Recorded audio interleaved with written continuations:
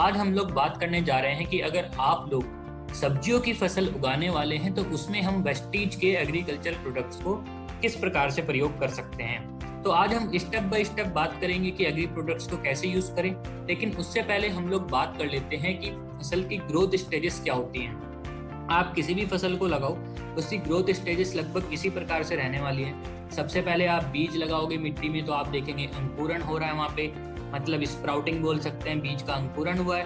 और अंकुरण के बाद हमें वहाँ पे दिखाई देती है 2 से 3 पत्तियां।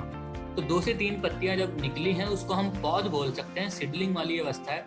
अब सीडलिंग जो तैयार हुई है, हो सकता है वो डायरेक्टली आपके फील्ड में तैयार हुई हो, और ऐसा भी हो सकता है कि सीडलिंग आपने नर्सरी में तैयार करी है और नर्सरी से फिर आप पौध को निकाल के मेन फील्ड में लेके ट्रांसप्लांट करने वाले हो।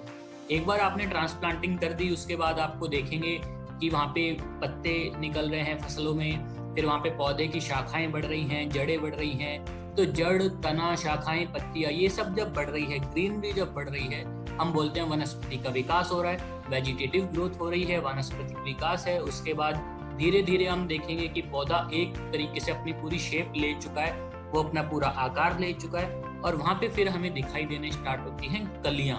जी हाँ, बडिंग हम इसको बोल सकते हैं। और कलियों से फिर आपको मालूम है वो फ्लावर्स में कन्वर्ट होंगी, फूल वाली अवस्था आएगी, और फूलों से धीरे धीरे वो कन्वर्ट होंगे फ्रूट्स में या फिर वेजिटेबल्स में। अब सबसे इम्पोर्टेंट होता है कि आपके एक बार फल पक गए तो पकने के बाद उसको हम मैच्योरिटी स्टेज बोल सकते हैं, राइपनिंग स्टेज बोल सकते हैं। लेकिन जो सब्जियों वाली की फसल होती है उसमें ये स्टेज ऐसा नहीं कि यहाँ पे रुक जाएगी, जैसे गेहूं या चावल में रुक जाती है। यहाँ पे क्या होगा कि मान लीजिए फल एक बार पक गए थे, फिर से फूल आ रहे हैं, फिर से सब्जी आ रही है, फिर टमाटर आ रहा है, फिर बैंगन आ रहा है, तो फूल फाल वाली अवस्था लंबे समय तक चलती है। तो बाद के टाइम पे जो प्रोडक्ट्स स्प्रे होते हैं उसको हम आगे भी कंटिन्यू कर सकते हैं। यही यहाँ पे सबसे इम्पोर्टेंट फैक्टर था। अब हम आते हैं प्रोडक्ट्स की तरफ। अगर हम शुरुआत में बात करें तो step number 1, soil application before sowing. मतलब जब हम खेत तैयार कर रहे हैं सब्जियों को उगाने के लिए, उसमें हम डिफरेंट प्रकार के फर्टिलाइजर्स यूज कर रहे हैं या फिर हम उसमें गोबर की खाद प्रयोग कर रहे हैं, तो उस समय पे हम उसके साथ मिलाकर, जी हाँ, आप मिलाकर भी इन प्रोडक्ट्स को प्रयोग कर सकते हो अदर फर्टिलाइजर्स के साथ। आप वहाँ पे एग्री ह्यूमिक ग्रैनुअल्स, एग्री 82 दोनों मिला के प्रयोग करेंगे। 1 एकड़ के खेत के लिए 5 किलो ग्रैनुअल और 150 ml 82 का प्रयोग हम वहाँ पर कर सकते हैं। इसके बाद बात आती है सीड ट्रीटमेंट। बीज उपचार अगर हमें करना है तो 2 प्रोडक्ट हैं उसके लिए। 1 किलो बीज के लिए आप 5 ml एग्री ह्यूमिक और 10 ग्राम एग्री प्रोटेक्ट का इस्तेमाल कर सकते हैं। उसको शीट पे फैलाया, इन दोनों का मिश्रण उसके ऊपर डाला, हल्के हल्के हाथों से मिक्स किया और फिर आप बीज को लगा सकते हैं। इससे क्या होगा कि जो हमारा बीजों का अंकुरण है, जर्मिनेशन है, वो बहुत अच्छा होगा और ये हमारी फसल को, पौधों को फंगस की बीमारियों से बचाने में भी हमारी सहायता करेगा। इसके बाद स्टेप नंबर 3, जब फसल 20 से 25 दिन की हो चुकी है और एक्चुअली में ये वो अवस्था होती है जब फसल के ऊपर एक्चुअली में 4 से 5 पत्ते आ चुके हैं। तो ऐसा जरूरी नहीं कि 20 से 25 दिन में ही आ जाए, किसी में 20 दिन में भी आ सकते हैं, किसी में 30 दिन में भी आ सकते हैं, बट कम से कम 4 से 5 पत्ते होने चाहिए पौधे के ऊपर।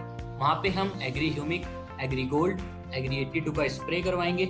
15 लीटर के टैंक के लिए हम 30 ml ह्यूमिक यूज करेंगे, 20 ग्राम गोल्ड यूज करेंगे और 5 ml एग्री 82 प्रयोग करेंगे। तीनों को मिला के हम स्प्रे कर सकते हैं। स्टेप नंबर 4, जो कि स्टेप नंबर 3 के 20 दिन बाद आता है, तो यहाँ पे हम स्प्रेस को 20-20 दिन में रिपीट कर सकते हैं। और स्टेप नंबर 4 में जो स्प्रे हो रहा है ये एग्री प्रोटेक्ट है, एग्री मॉस है, एग्री 82 है, और 15 लीटर के टैंक के लिए हम 30 ग्राम प्रोटेक्ट, 20 ml मॉस और 5 ml 82 का प्रयोग करने वाले हैं।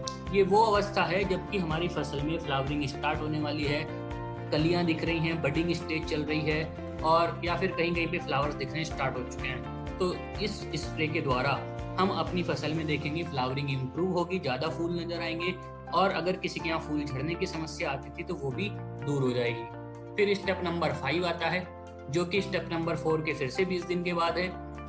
यहाँ पे हम agri nanotech, agri moss, agri 82 का प्रयोग कर रहे हैं स्प्रे के माध्यम से।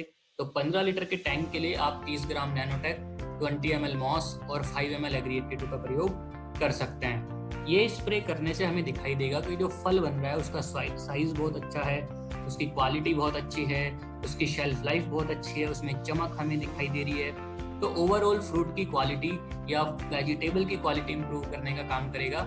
सबसे इम्पोर्टेंट बात ये है कि यहाँ पर ये स्प्रे खत्म नहीं होता है। सो आपकी फसल के ऊपर डिपेंड करता है। मान लो आप टमाटर कर रहे हो तो इसके बाद भी आपके यहाँ फूल आते रहेंगे, टमाटर आता रहेगा, फिर फूल आएगा, फिर टमाटर आएगा। तो डिपेंडिंग ऑन योर क्रॉप कि ये लंबे समय तक चल सकता है। और यही जो स्टेप नंबर 5 हमने यहाँ पे डिस्कस किया है, इसको हम 20-20 डेज के इंटरवल में आगे भी रिपीट कर सकते हैं जब तक कि आपकी रिप्रोडक्टिव स्टेज चल रही है। मतलब जब तक आपकी फसल में फूल फल आ रहे हैं तब तक हम स्टेप नंबर 5 को 20-20 डेज में रिपीट कर सकते हैं। तो दोस्तों आज के लिए इतना ही। आई होप कि आपको इन्फॉर्मेशन अच्छी लगी होगी। आपके कोई सुझाव हैं या आप कोई इम्प्रूवमेंट चाहते हैं तो आप प्लीज़ फीडबैक में उसको कमेंट बॉक्स में टाइप कीजिए।